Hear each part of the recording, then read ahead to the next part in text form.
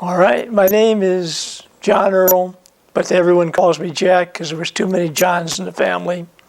I was never known as anything but Jack. I was born in Libertyville, Illinois.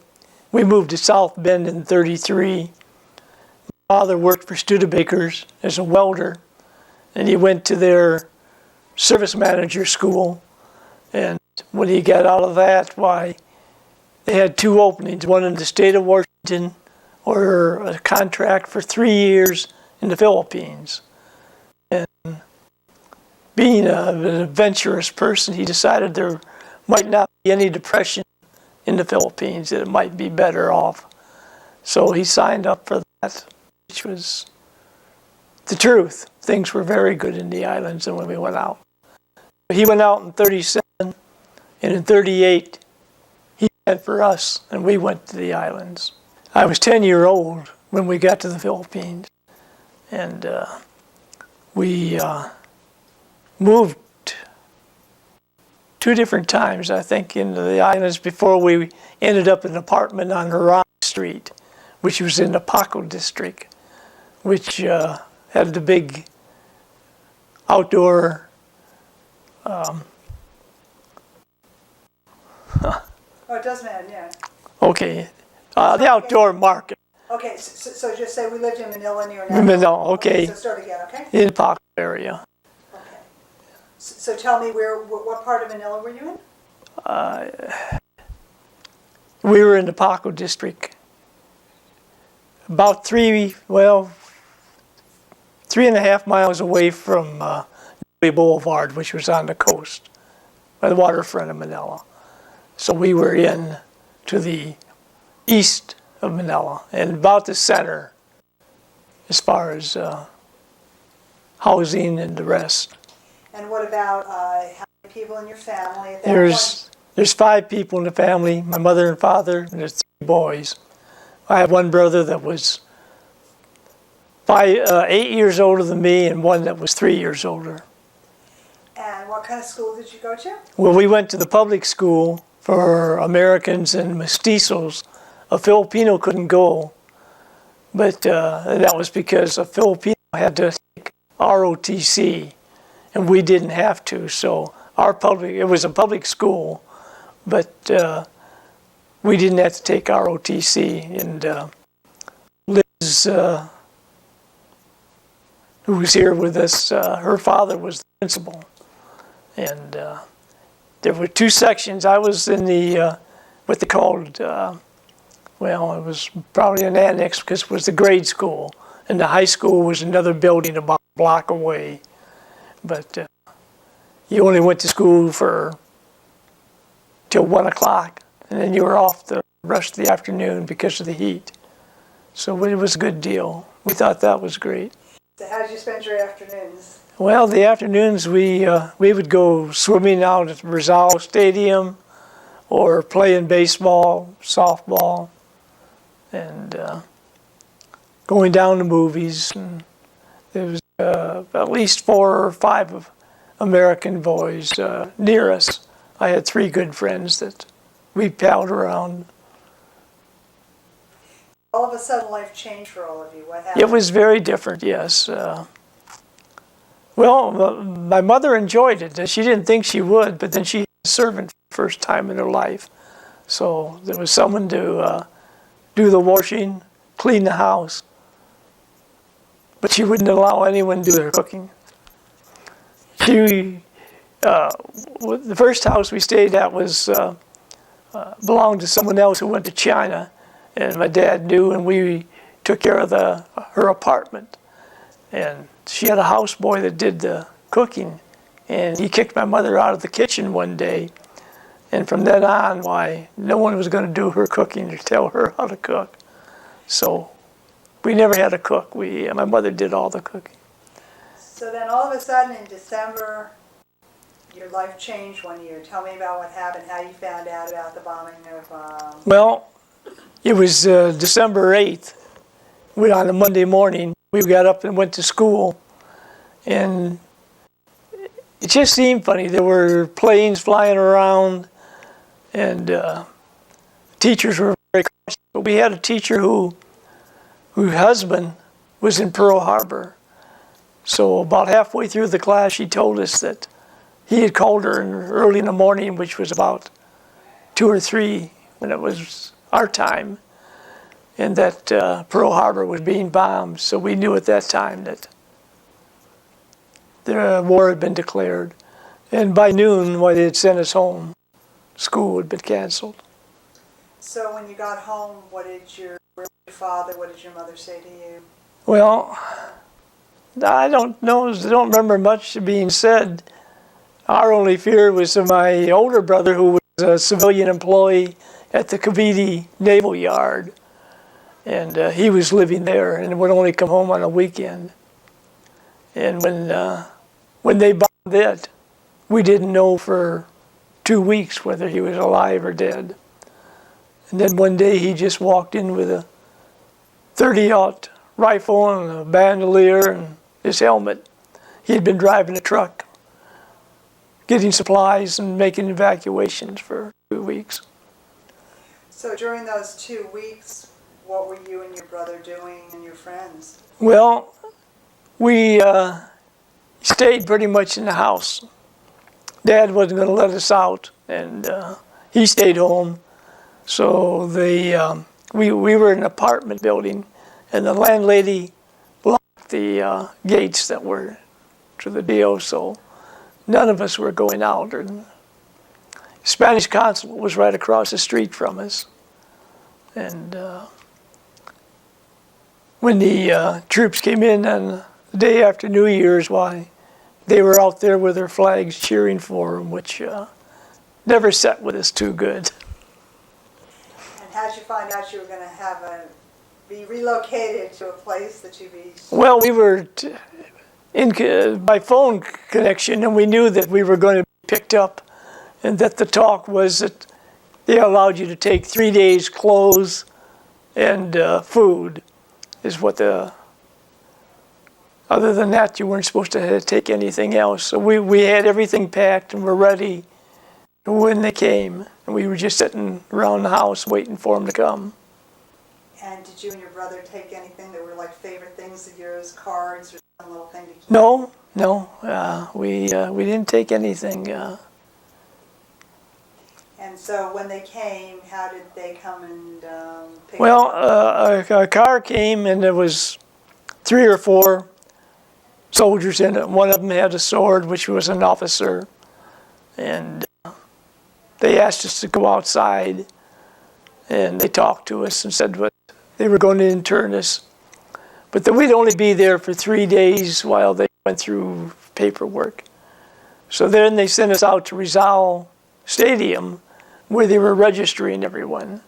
And from Rizal, they put us into another sedan with a wild driver, and he about tipped us over because there was too many in the car.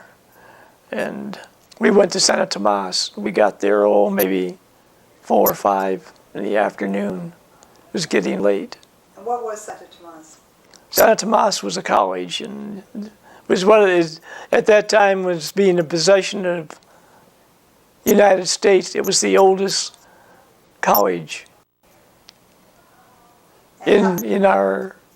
It was founded, 18-something, and by the Spanish. It was real old. And how big was it? Yeah, it was comprised of 56 acres. There was one building that housed just the Spanish priest, a gymnasium, the main building, and there was another building that was called the Education Building. There was a small building in the back, which was called the Annex, and then there was another building what they used at first for a hospital, and there was 2 or 3 other little buildings. There was one that the commandant took over and made his office. So it was a huge camp.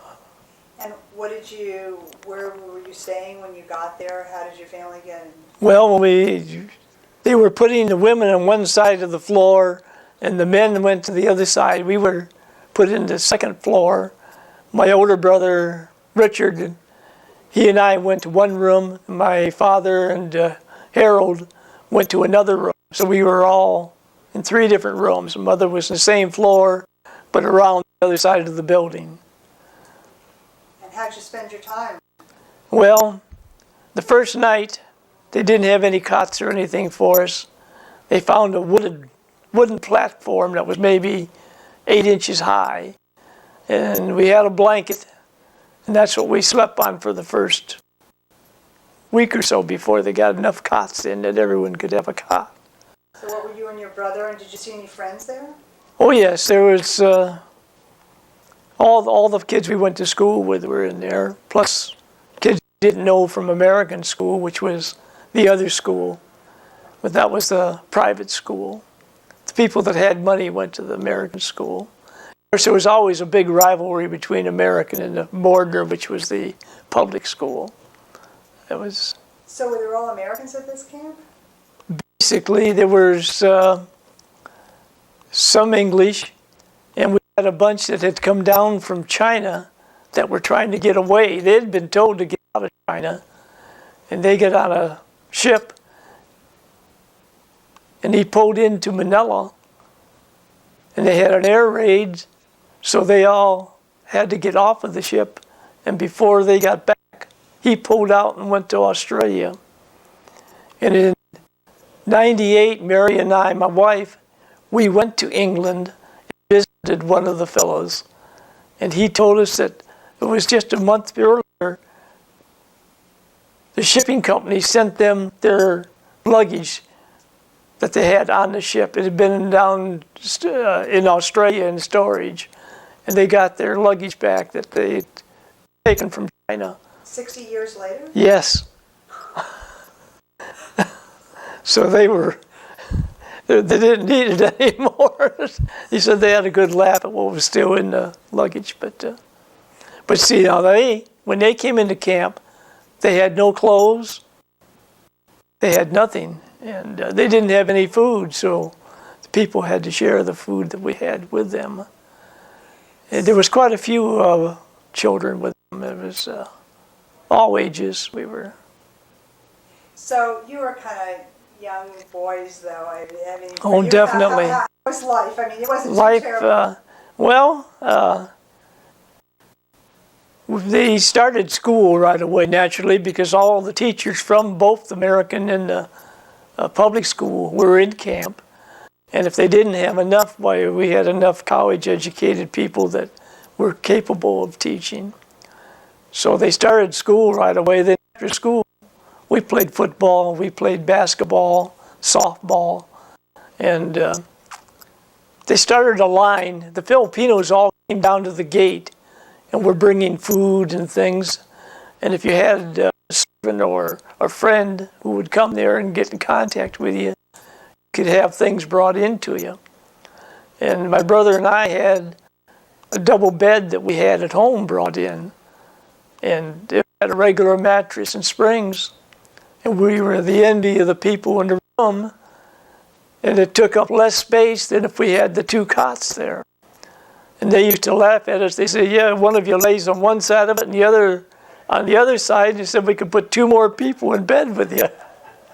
Because it was all bed, and all of our bedding was for a double bed. So when we did have cots before that, we had to hook them together so that we could use the same blankets and the same sheets that we had. So here you were, you had this bedding, and you were going to school, playing, and you were getting to spend a lot of time with your friends. And what was your father doing? What was your mother doing? My dad had a job of cutting wood, and my mother helped clean the vegetables. And I worked in the kitchen as carrying the pots to the line. And for a while I worked on maintenance. I was helping cleaning the bathrooms. They would close them in the afternoon for an hour, and we'd go in and clean up everything. Now, were the Japanese organizing how this all had to be No, done? no, the Japanese didn't do anything. This was all organized by the committee that was elected, just like a regular government. And the English, they elected their own, and there were enough of any other segment of nationality where they could have a representative on it. And They ran it just like you would a regular city. And we had sanitation people and garbage people, cooks, ground police. They had a red armband, and were disliked by most teenagers because they always gave us a hard time. So they had their own internal, all of a sudden, how did they decide who became police and who became another Well, job? you put in for a job. The first job my father took was being on the package line. He did that so that he could make contacts. And as I said, he had been a service manager for Studebaker, and one of his workers came down and he was able to get in contact. And he would bring us in food, and he would also take our laundry out. Because there weren't too many facilities to doing laundry. And So how were people getting paid? you didn't get any money. You had to have the money that whatever you brought in. And he was also able to do that because he could, he was in touch with some people outside. He had to borrow money. So when did you realize it was going to be more than 3 days? Probably right away. When they started up all the different organizations, well, you knew that it was going to be for good. So what were the police giving you a hard time about? oh well, being teenagers, we were always in trouble, doing the things that we weren't supposed to. And, Like, well, there was curfew or running around the building, or they didn't like it if we were out in the lobby at night because naturally the grown-ups didn't care for the kids. It's the same everywhere. and how about girls? Well, most of them had girlfriends. I was very thin, bow-legged, didn't have too much. If I walked, I'd trip over my own feet.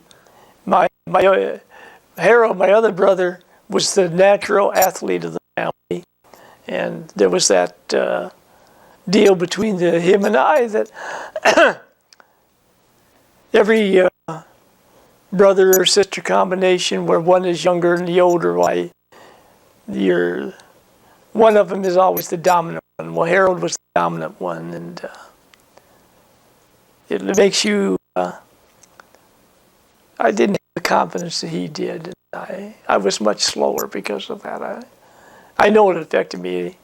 Not at the time. I mean, I realized that later, but I didn't. I played sports. I didn't have a girlfriend or used to kid him a lot, but I did have much association with him. And at that age, it's a tough age to get along with the opposite sex. And in the neighborhood, it was all boys. I wasn't around any girls. And when you aren't around a girl, you don't know how to act with them or how to talk with them. So I just played sports. And then and your older brother, the one that had been working down at the yard, he was treated like an adult at that point, right? I mean, he was Oh, yes. all adult jobs like your parents. Yes. Yeah, my older brother, he worked on the sanitation, and I don't know what he got into after that, but he left camp and went to Los Baños. So they were going to just draw names, so they talked the single people into volunteering to go so that they wouldn't break up families by lotteries to see who would go. So what was Los Baños? Los Baños was an agricultural college, which was, I don't know how many miles away from Manila, but it was way out in the sticks, and there were no real buildings. They had to build barracks, and they had to put the fence up. So it was an entirely different camp than ours.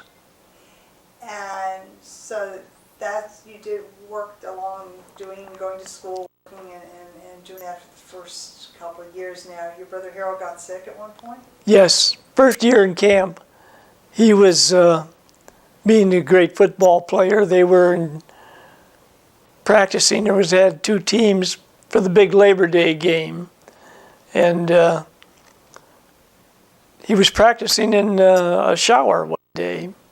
And it was maybe 2 or 3 days after that, then he woke up and he wasn't feeling good. And they got him down to the hospital. And then the first day in the hospital, why, he couldn't get out of bed. His paralysis had started. So they took him outside of the camp and he went to one of the Philippine General Hospital, which was one of the hospitals in Manila. And he was diagnosed there as having polio. But he received no medical treatment. All they did was he had a spinal tap, and that was just to get the fluid to verify the fact that it was polio. But he received no medical benefits of any kind. They then transferred him to another hospital in town, St. Lazarus. And my mother and dad could go out and visit him. I don't remember whether it was once a week or once a month. But they would have to go down to the commandant's office and sit and wait until the commandant would decide that they could go and give him an armband. And my mother spent many hours down there when it'd be late. Well, then they'd come out and say, well, you can't go today. So then she'd go back to her room. And once they would get there, they would just give him an armband and had the Japanese symbols on, which told anyone that they were an American national, I guess, of some kind. But once they got outside the gate, they had to find their own transportation to get to the hospital. The Japanese didn't do anything for you. But the Filipinos, one of the horse-drawn carriages would stop, pick her up, and then would not accept any money. The Filipinos were fantastic. In fact, we probably wouldn't might not have made it if they hadn't been so good for the Americans and were against the Japanese. They helped as guerrillas, and they kept the Japanese busy, and they really were fantastic.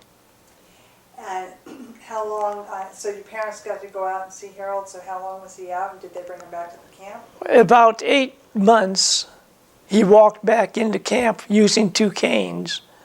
And somehow he had learned how to hitch his body, throw the left leg out, which he had no control over. It was just the movement of his hips. And then he would set that, and then with a cane in either hand, and then he would take his other foot forward. It was a very slow thing, but he was walking. And the doctor, when he left the hospital from camp, had told him he would never walk again. So it's another one of those miracles that, and somehow he was able to lock his knee. He couldn't have done that if he couldn't lock it. And he didn't know how he did it. It just came about that when he would throw that leg out, he could put weight on it and it wouldn't bend on him. And so then he was back with your family, and I guess your parents were really worried about him the whole time. Oh, in the yes. hospital. Yes. My mother very, very definitely was worried about him, very much so. She worried about both of us. She kept a diary, and we read it afterwards, and she always had a notation in there. Jack has a cold, he isn't feeling. I don't ever remember not feeling good, but she did worry. She was a parent, and that was the difference. The teenagers, we had a life that was not a family life. We all ran together. I might not see my dad for a week. I might not see my older brother except when we were sleeping. And we went our normal ways. I would go up to see my mother at least once a day, but we didn't eat together. I didn't see Harold unless we happened to be in the same competition together. I washed my own clothes. I did my homework and went to school without any supervision. But of course, when you're living in a room with 30 other men, why, they kind of look out after you. And so you got along pretty well with everybody there? Oh yeah, it was amazing. My brother and I have often talked that we only know of one real, maybe argument and fight of all the time that we were there that we could remember among the group that we were with. Now, I ran with kids that my brother didn't like, and it didn't bother me that Harold didn't care for them. They were my friend, and we got along real well. It seemed something gave us the notion that we were going to be there a long time and that we'd better get along, and we learned that real quick. We had a lot of good friends.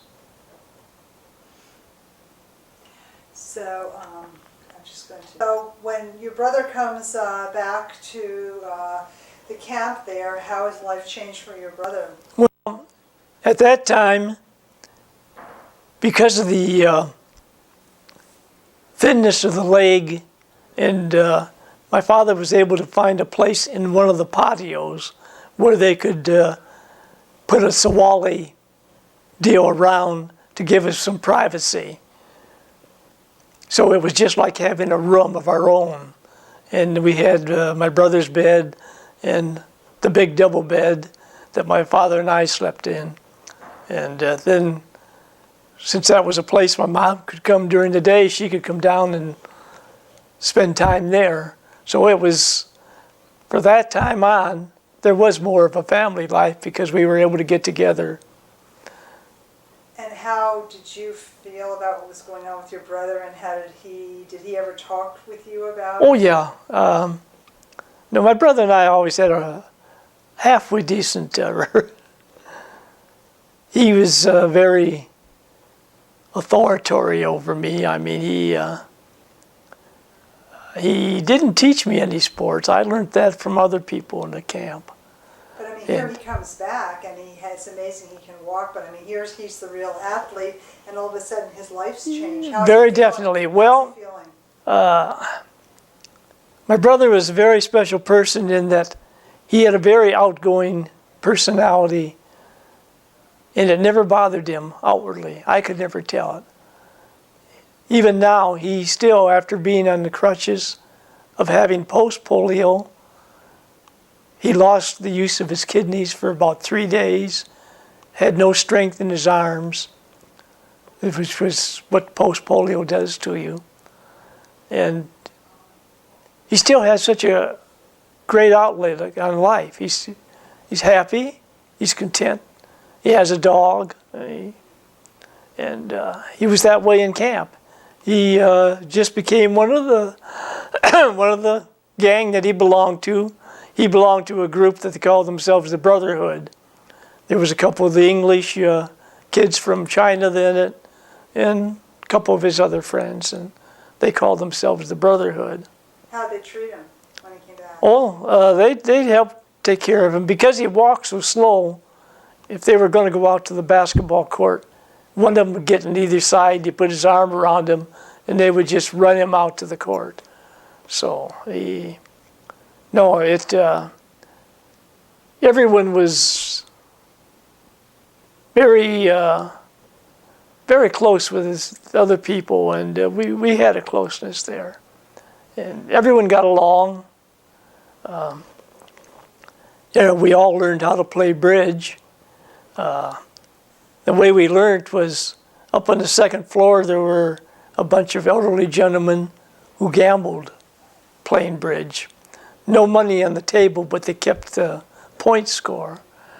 And so we would stand behind them and look at their hands, and we learned how to play bridge from watching because they knew how to play bridge. There was one, they said he couldn't see, and yet he wouldn't even look at his hand. He'd take it and he'd flash those cards open, take a peek at them, wouldn't even put him into suits, and he would bid from that. It just amazed us how he could do it. And he was one of the better players. He never put the cards together. He knew what he had. He never reneged. He knew where they were in his hand. He must have had a very good mind.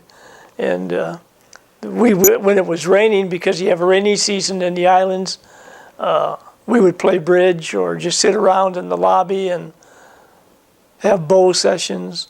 And we did a lot of reading. We had a library there that we could get books out. And everyone read a lot. What'd you like to read at that time? Do you remember anything? Well, I don't remember what, outside of camp there was a couple of these, like the Helen Drew things. There was one about a gang of boys that I was reading, but Hardy Boys? I can't remember the name of it now. I was so, my mind started to go on. No, it doesn't. Hey, you like to read. Hey, no, you just But like we did read, well, mysteries. I loved the mysteries, detective stories, and they had a lot of good material there. So, other than getting a pass to go out and see your brother, did you ever get out of camp at any other time during those few years? No, I never left camp. I was in there all the time. And so, when did things start to get a little bad? I mean, in terms of hunger, because there wasn't enough food, conditions got worse? Well, if you didn't have any contact outside, and then the contact at the gate did stop, as they lost, they would clamp down. And one of the things they clamped down on first was they closed the package line. Not having been a very rich people, we didn't have stocks of food, and there were some people that had the shanties that had food that they were still eating meat when the troops came in.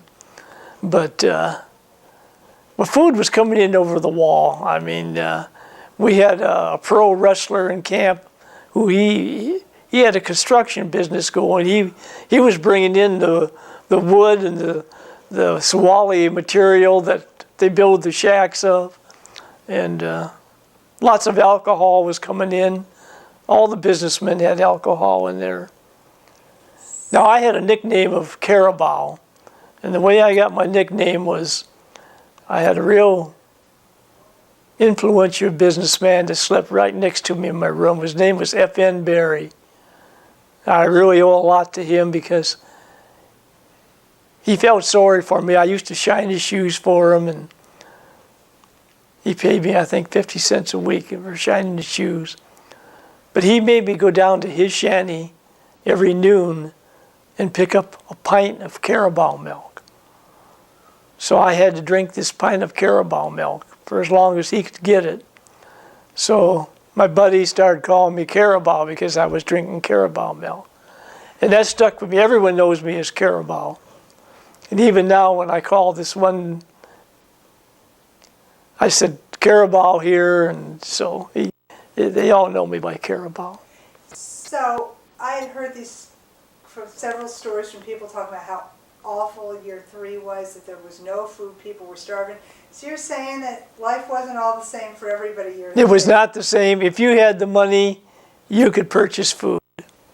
Because see, there was, when things got real bad, they did give us that Red Cross kit, 47 pounds, which had a lot of canned goods and things. And some people sold there to vendors. And if you had enough money hidden away, you could buy extra canned goods from. And there were people that did business just like, as I say, it was a city. People complained about the people that ran it and being politicians and going to vote them out the next time elections came. And it was no different than any place. It was very American. And did you see or hear anything really bad happening to anybody that was in camp? Well, yes, they had very early in camp. There was 3. I think 2 of them were English and one was an Australian. They were merchant marine men that were left ashore by their ship, and they were in camp. And they went over the wall. They got thirsty, and they picked them up in the bar somewhere in town. They didn't even try. But it was kind of useless to do that because you're light-skinned. Everyone else is dark-skinned or else can speak Spanish. They couldn't speak Spanish, so everyone knew what they were. I mean, it was no secret. They didn't have an armband, but then they brought them in, put them in a room and beat them up. And then they took 4 or 5 internees out with them, made the 3 seamen dig their own graves, and then they shot them with a pistol.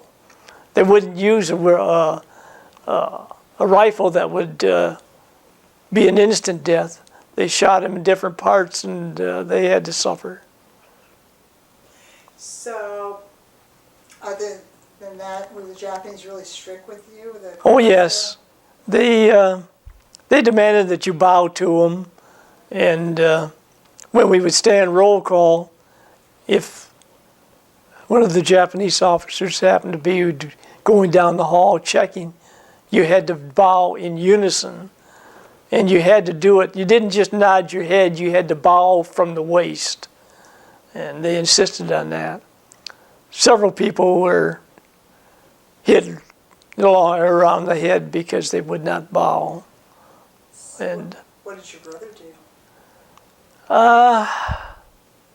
Well, he could bow to a degree, but I don't know. Come to think of it, I wasn't with him when any of the, because they weren't always officers through the camp.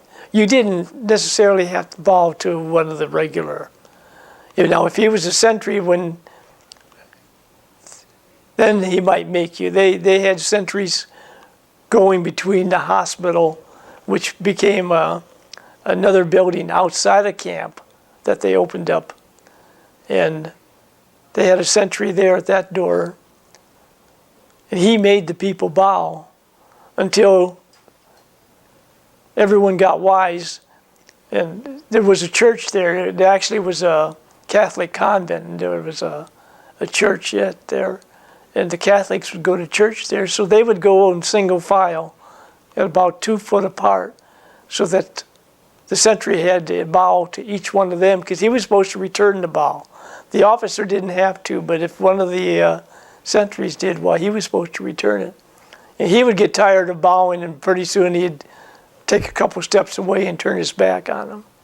So when do you think, were there any pranks that you did as... Oh yes, we were typical teenagers.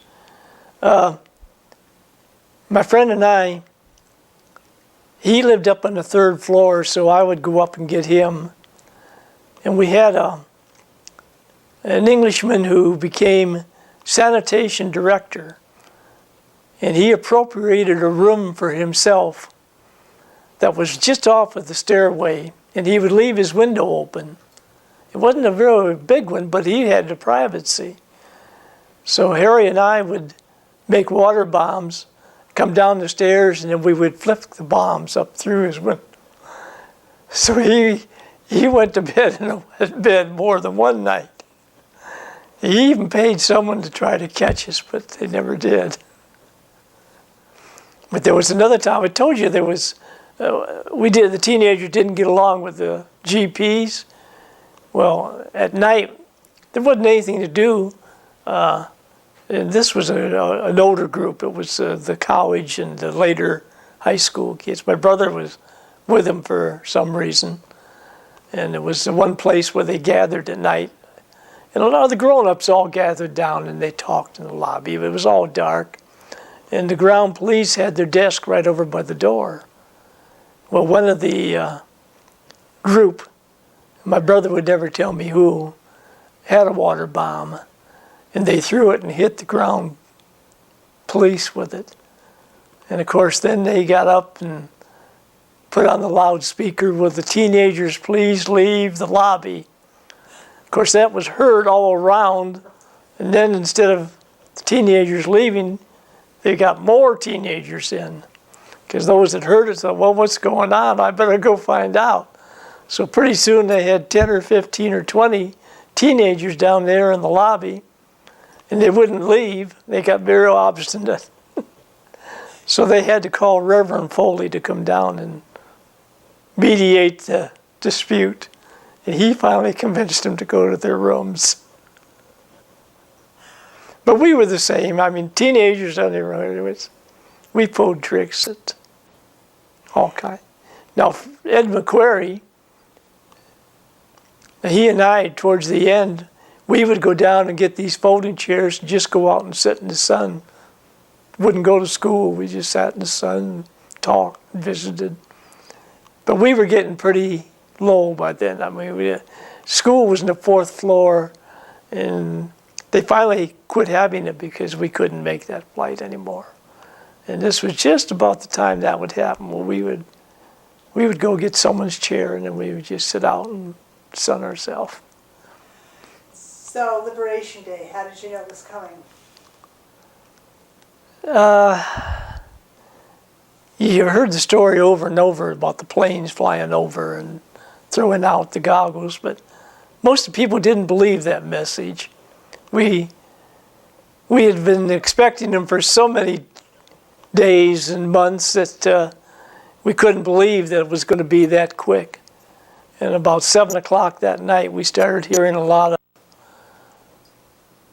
shots and explosions off to the side. And I had to go to the bathroom about 10 o'clock, 9 o'clock, I think it was. So I walked down to the end of the building where the bathroom was. I happened to look out the window and I heard all this noise, and there was this big tank. By then I knew that we were being liberated. So then I ran back to the room where everyone was. And by that time, the internees are going bananas. So then I walked up into the lobby, and everyone is singing "God Bless America." And it was a very tear-jerking time. And it got so bad that there were internees running out into the plaza trying to find some soldier with some sea rations or something, that they were interfering with their taking care of the Japs. And it was quite comical, but it was a very inspiring evening. So then, how long did it take you to physically be free? And did you just all run out and took this? Well, it was so late at night that they told everyone to just go back to their rooms, and they were 3 days ahead. There was no supplies came in with them, so they didn't have enough food for themselves. Neither they were giving what they had. Kids were all out there. Well, they couldn't refuse a kid, and so we all went. Most of us went to bed and waited for the morning. And breakfast was a dish of cornmeal mush, which was thick. It wasn't a half a cup of liquid rice. So that was when you really knew you were liberated. And then they set up a coffee line outside the main building. And the people would go and get a cup of coffee, then walk back and get in the line again. And the fellow that was dishing it up, he was getting perturbed. "I've been here 3 hours. When are you going to stop drinking?" He said, "I didn't join the army to do nothing but pour coffee for you."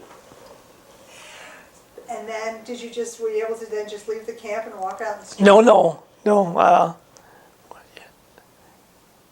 Everyone stayed where they were because Manila was still being fought for. And so some of them tried to get out or would go then. And then there were some of them that did get out. But for the first week or so, no one left camp. In fact, it was just the opposite. We had people come into camp.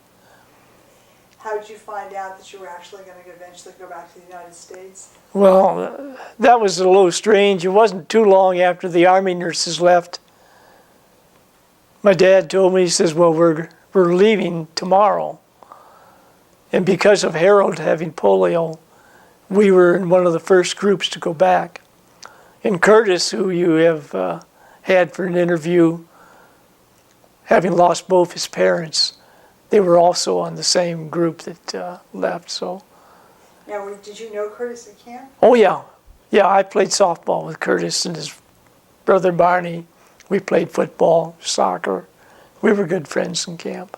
How did you find out about his dad dying and his mom dying? That spread through camp very fast after the showing. Well, his father died the week before from malnutrition. And when the showing started, a girl that I sat next to at school in an English class, she was also killed. And she was, 17 at the time. And, but we heard right away, we knew it was, we were told that they were dead. How is Curtis and Barney taking it? I mean, did you ever talk about it? Yes, they very amazingly took it very well. We became quite stoic, I think, which probably helped. Excuse me. Yeah, let's just take a look. Go ahead. Yeah, Curtis and Barney grieved, I'm sure, when they were alone, but they were still out. In fact, they were interviewed by Don Bell, who was the radio announcer in the islands, and who have also been on the videotape, and they seemed to be fine there. But when you heard then that their mom died too, how are you feeling in terms of your whole family? And Well, we felt very fortunate that we were able to get. Now, here we were leaving, and my the oldest brother, he was still in Los Baños.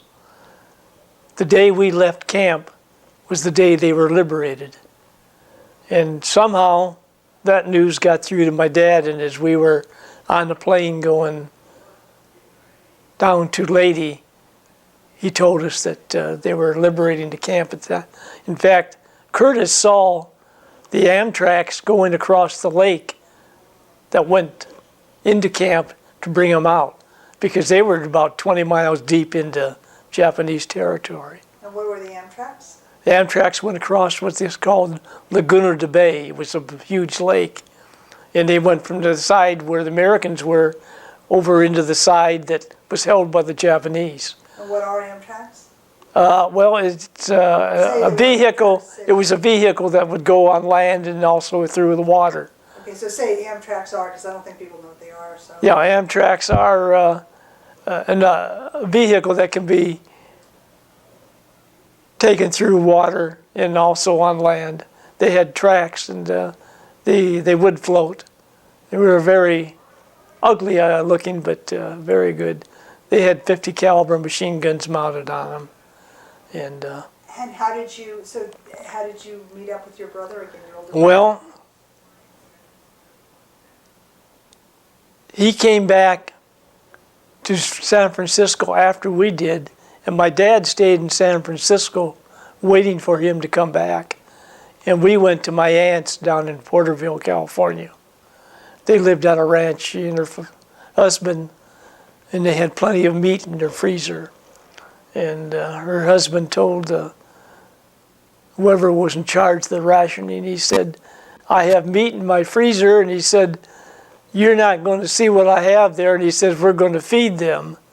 And he said, "I don't care what you say." He told him we'd been in the prison for 3 years, and he said, "We're going to feed him," and they did. And he didn't have any trouble. How did you feel when you first came to the United States? I mean, did you tell people what you all been through? No, the people in this country didn't care. They didn't know what we'd been through, because the government never advertised or said that there were internees there were civilians. They kept the South Pacific War quiet. They didn't have a lot on the South Pacific. In fact, everything about the camp was put in as secret affairs. There was nothing secret about it. And so when we hit South Bend, people were very indifferent about it.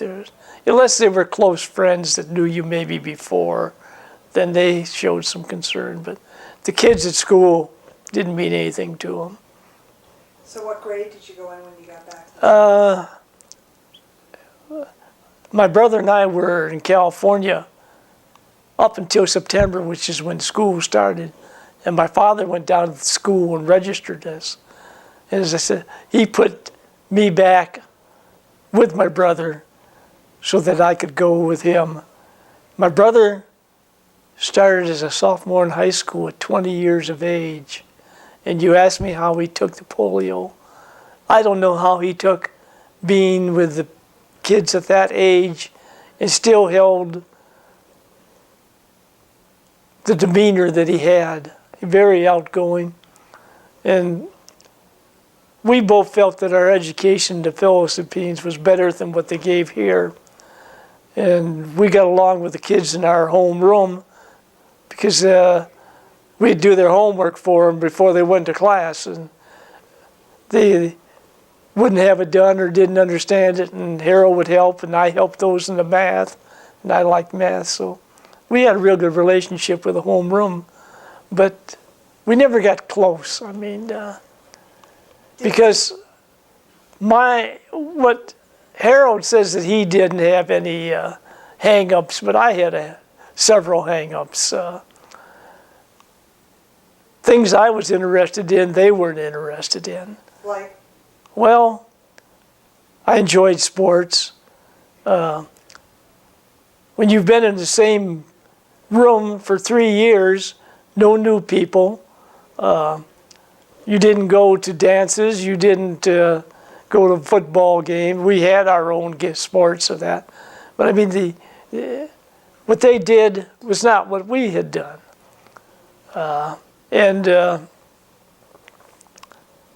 There wasn't that much that we could talk about. I had one real good friend through high school. I was a loner. Well, you think partly too, I mean, here you had really been almost starving for a year and you had had in these other circumstances. I mean, you think that they just seemed to have a carefree life pretty much and you didn't feel... No, that didn't bother us. It was just that, well, we didn't have the money to associate with them, really. I mean, I had an allowance of $1 a week, and you don't do much $1 a week. And I saved money on that. I was very tight-fisted. Harold would spend it, he'd spend it in a day or two, but we'd go down to the drugstore and get malts and hamburgers. No, at that time, we were very family-oriented. And my brother would come over on a Saturday after he was finished with work. He'd work till noon, and my mother would make fried rice or chili, and then he'd eat with us, and we'd watch a football game.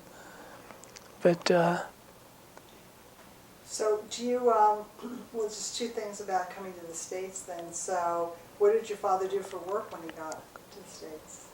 Well, he'd been a service manager. He'd worked up to being a service manager, but when we came back to South Bend, he had to take a job as just a straight mechanic. He was a good automobile mechanic, but at his later age, he was in his early 50s, and then you're working against other mechanics who had more seniority. He got all the lousy jobs that didn't pay as much, but he kept at it, and I have a lot of admiration for my father because you don't start life over again without any clothes, any furniture, any money, with a wife and 2 kids, one of them being with polio that needed extra things. So the oldest brother, why, he went out and went to work. I mean, he was through school and everything. So it was tough. When your brother got polio in the camp, did anybody else get polio, and how do you think he got it? Well, there was one girl that came down with it maybe the next year, and there was one young man who was 6'6", very huge, not too old. I don't know. I think he might have been in his late 20s. And he just went within 2 or 3 days. The paralysis just took him. And the girl caught it in the throat and chest, and they put her on an iron lung for a week, I think, or so. and it left her. She ended up without any paralysis, but she couldn't talk. Her voice was low, and because it did affect her throat. But that all came back. It was very strange because she wasn't a real popular girl. But then after that, why everyone made the effort to be extra nice to her, and it naturally changed her personality. And she became, I would say, better because of it. But And just anything looking back over this, what do you think you take away from this now, looking back with all the people here, the camaraderie you have with people around? well, that's the biggest part. We are like a family, the group of us. We're very clannish. I talk with 5 or 6 different people on the phone that I have. And I say, the one friend, we've seen each other maybe 4 times in the last 50-some years. And yeah, we'll talk on the phone for half hour or so. What we talk about, I don't know, we just talk, and we just have a good relationship. And I knew him since the 5th grade, so it's a very long relationship. But the biggest thing that we think, it gave us a different outlook on life.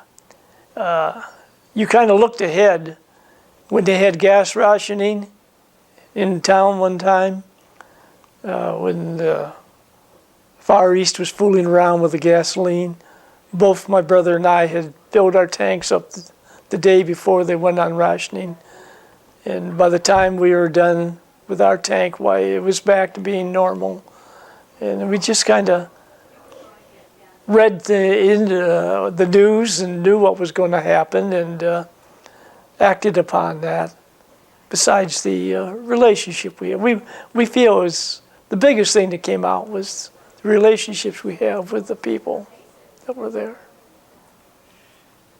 Great. Anything else you want to say? I'll shut off. Well, Okay. July 4th of 1943, we used to have stage plays and different things, entertainment at night before the blackouts came. And for the 4th of July, they had some kind of entertainment. I don't remember exactly what it was. But as it ended, one of the entertainers come up on the stage and he said, I was standing in the back and a poem was going through my head. He said, I'd like to recite it for you. And if you know it, he said, you join in with me. And he started to recite the Star-Spangled Banner. And there wasn't hardly a dry eye in the crowd by the time we were done. Of course, they've been warned not to have anything like that. So the Japanese cut down on the rations for a week after that. But it was worth it. And then for these people that I've heard on radio and others say they don't understand the Star-Spangled Banner. If they went through something like that and then recited it slowly and heard the words and felt them, they would know there was something to that song. And it was beautiful. The end. Very nice. Wonderful. And just at 1 hour here, right? We would give talks in the schools. And one time I was there with 2 others. One was had been a flyer and was in a German prison camp. And the other one was on Corregidor and Bataan. So I usually ended up giving the last talk. So for some reason on that day I said, and there's only one good country, and this is the best country. And I said, you should be very indebted to these 2 gentlemen who volunteered to protect your interests. And I got a reception from it.